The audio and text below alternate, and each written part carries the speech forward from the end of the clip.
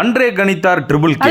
Ma'am பேசணும் அப்படியே வாழைப்பழம் மாதிரி பேசுவான் மேம். இவன் பேசுறத பார்த்தா எப்படியா பட்டவங்கள தான் விழுந்துருவாங்க. பேசியே கவர் பண்ணுவான் மேம் இவன். அதானே மக்களவையில நல்ல அதிகாரத்துக்கு எதிராக குரல் கொடுக்குற மாதிரி எளிய மக்களுக்கு பக்கம் நின்னு பேசுற மாதிரி வாழைப்பழம் மாதிரி பேசுவானே. என்ன திடீர்னு எளிய அம்மனமா ஆம் ஆத்மி பார்ட்டியில இருந்து ஓடுதே அப்படின்னு பார்த்தா அது அங்க இருந்து ஓடி போய் ஒரு குறுக்கு சந்துக்குள்ள இருக்கிற ஒரு காக்கி டவுசர் எடுத்து மாட்டிட்டு போய் பிஜேபியில சேர போயிருக்கு.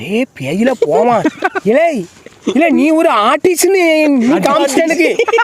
அது எப்படி எளிய மக்கள் பக்கம் நின்று அவங்களோட கஷ்டத்துல எல்லாம் பங்கெடுத்துக்கிற மாதிரியான ஒரு ஆக்டிங்க பெரிய பிரிவிலேஜ்டு போராளி மாதிரி ஒரு பிம்பத்தை கிரியேட் பண்ணி எல்லாரையும் நம்பவும் வச்சு நல்ல மாதிரி நடிச்சிருக்கு இந்த சங்கி. போய் ஒரு சங்கி பார்ட்டியில சேர்ந்திருக்கு சங்கி. நம்ம ராஜ்பிரியன்லாம் என்னையா ஆர்சிபிக்குள்ள ஹம்சா இந்த பாருங்க. இந்த சம்சா தான் ஒரு தரமான ஹம்சா. துரந்தர் ரன்வீர் சிங்கே தூக்கி சாப்பிட்டு ஆம் ஆத்மி பார்ட்டிட்ட இருந்து அதிகாரத்துக்கு எதிராக எளிய மக்களோட நின்னு குரல் கொடுக்கிற மாதிரி அம்சமா பேசி சைசா நகட்டி நான் பிஜேபிக்கு எதிரானவன் இல்லடா, என்னோட விசுவாசமே பிஜேபிக்கு தான்டா அப்படின்னு முழு சங்கியா மாறி நிக்கிறாப்ல இந்த பிரிவிலேஜ்டு ஃப்ராட் போராளி ராகவ் சதா. யாரை நம்புறதுனே தெரியல தாசனா அப்படின்ற மாதிரி இவன் பேசுனதுக்கெல்லாம் நம்ம ஃபயர் விட்டு தெரிஞ்ச பாருங்க. நம்மள சொல்லணும் ராகவ் சதா மட்டும் கிடையாது, ஆம் ஆத்மி பார்ட்டில இருந்து 3 பேர் பிரிஞ்சு போய் பிஜேபியில சேர்றாங்க. ஆக்சுவல் துரந்தர் மாதிரி தெரியல, அதைத்தான் பண்ணிட்டு இருந்திருக்காப்ல நல்ல மாதிரி காட்டி.